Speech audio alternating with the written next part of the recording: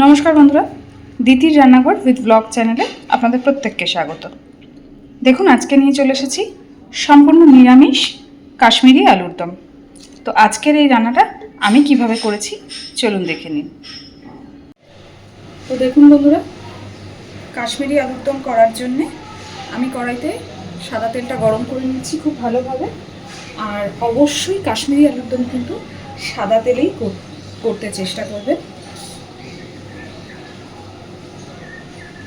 এবার আমি আলুগুলোকে সুন্দরভাবে ভেজে নেব।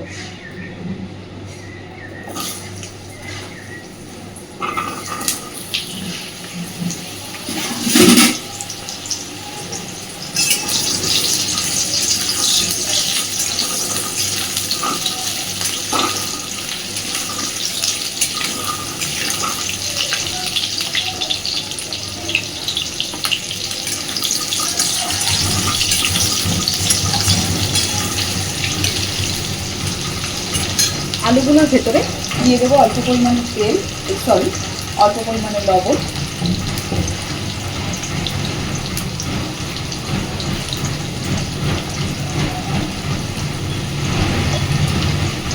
আর দিচ্ছি খুব সামান্য পরিমাণে একটু হলুদ। আমি আলুটা ভাজার সময় এই হলুদটুকু ব্যবহার করছি, রান্নাতে কিন্তু আমি আর কোনো হলুদের ব্যবহার করব না।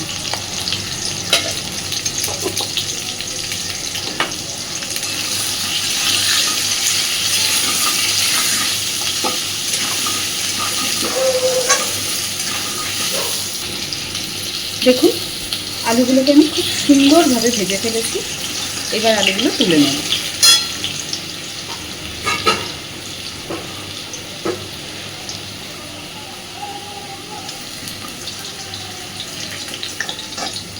আপনারা চাইলে আলু সিদ্ধও করে নিতে পারেন, কিন্তু এইভাবে একদম লাল লাল করে ভেজে নিয়ে এই কাশ্মীরি আলুর দমটা করে দেখবেন, খেতে কিন্তু ভীষণ ভালো হয়।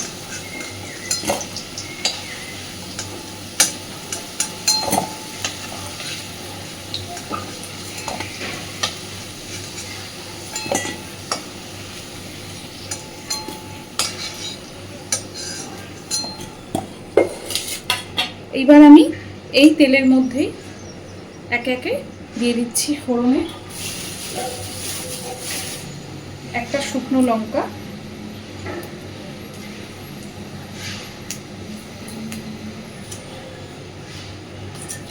দিচ্ছি দুটো তেজপাতা,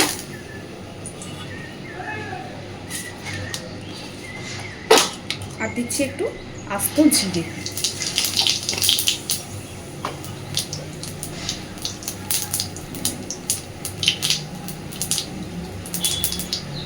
এইবার দিচ্ছি আদা, টমেটো আর জিরে একসাথে করে মিক্সিতে বেটে নিয়েছি, সেই বেটে নেওয়া মশলা।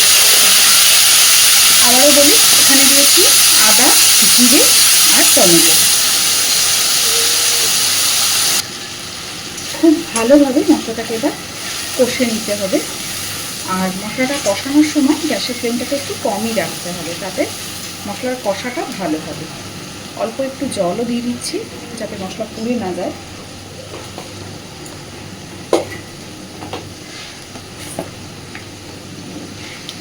এবার দিচ্ছি পরিমাণ মতো লবণ। আলু ভাজার সময় কিছুটা লবণ ব্যবহার করেছি।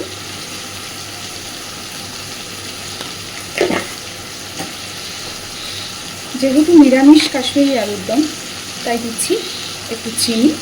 আর আমি এখানে বেশ একটা বড় সাইজের টমেটো ব্যবহার করেছি, তাই স্বাদটা ব্যালেন্স করার জন্য চিনি দিলাম।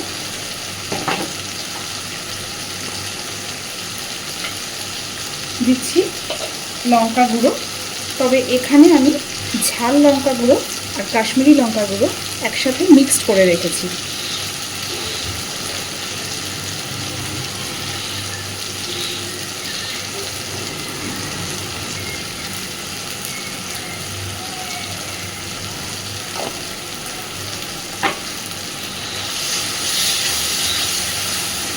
খুব ভালোভাবে এবার মশলাটাকে কষাতে থাকবো।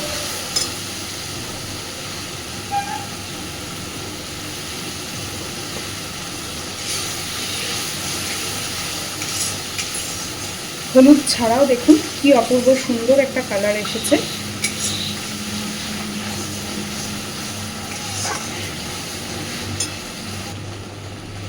এইবার আমি এর মধ্যে দিয়ে দিচ্ছি অল্প একটু ধনে গুঁড়ো,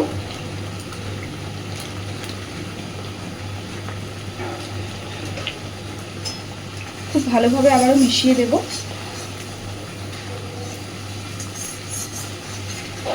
আর দিয়ে দিচ্ছি ভেজে রাখা আলুগুলো।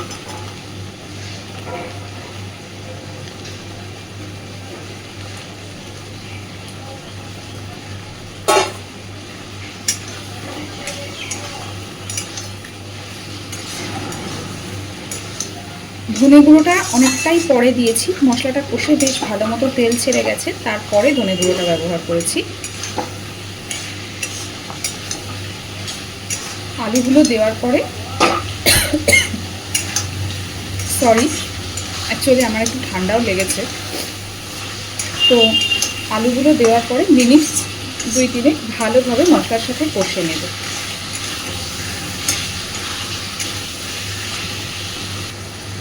দেখুন মশলার সাথে আলু খুব ভালোভাবে কষিয়ে নিয়েছি। এইবার এর মধ্যে আমি দিয়ে দিচ্ছি কাজু আর চারমগজ একসাথে বাটা। কাজু আর চারমগজ একসাথে বাটা, এখানে কিন্তু আমি পোস্ত ব্যবহার করিনি। আর আজকের এই আলুর দমটাতে আমি কিন্তু টক দইয়েরও ব্যবহার করিনি।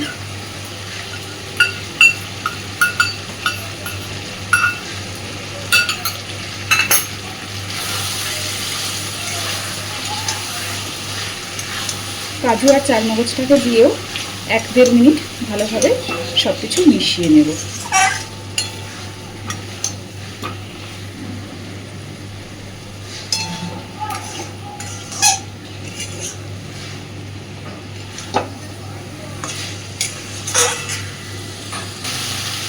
দেখতেই পাচ্ছেন সব কিছু সুন্দরভাবে মিশিয়ে নিয়েছি। এবার দিয়ে দিচ্ছি জল।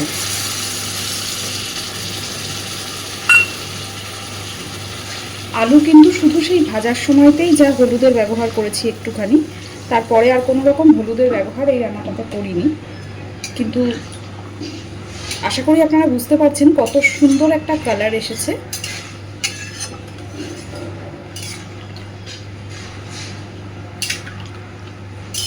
অলরেডি আলু ভাজা আছে, এতক্ষণ কষাও হয়েছে, তাতে আলু অনেকটাই সিদ্ধ হয়ে এসেছে।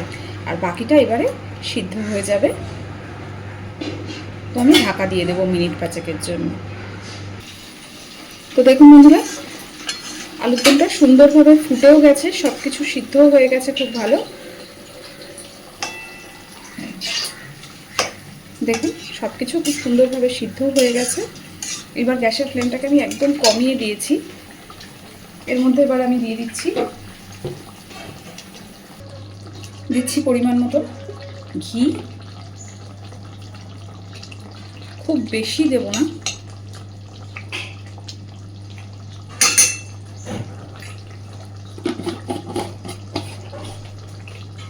আর দিচ্ছি গরম মশলার গুঁড়ো। আপনারা কিন্তু চাইলে এই পর্যায়ে এখানে একটুখানি কসুরি মেথিও ব্যবহার করতে পারেন।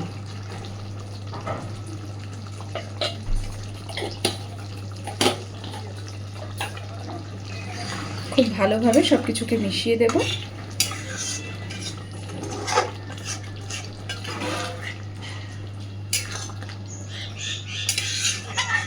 এবার আমি গ্যাসের ফ্লেমটা অফ করে দিচ্ছি। তো আজকের আমার এই সম্পূর্ণ নিরামিষ কাশ্মীরি আলুর দমের রেসিপিটা আপনাদের কেমন লাগলো অবশ্যই আমাকে জানাবেন, আর এইভাবে বাড়িতে ট্রাই করে দেখবেন। আর প্লিজ আমার রান্নাটা যদি আপনাদের ভালো লেগে থাকে, প্লিজ আমার চ্যানেলটাকে লাইক, শেয়ার এবং সাবস্ক্রাইব করে আমার পাশে থাকবেন। ধন্যবাদ।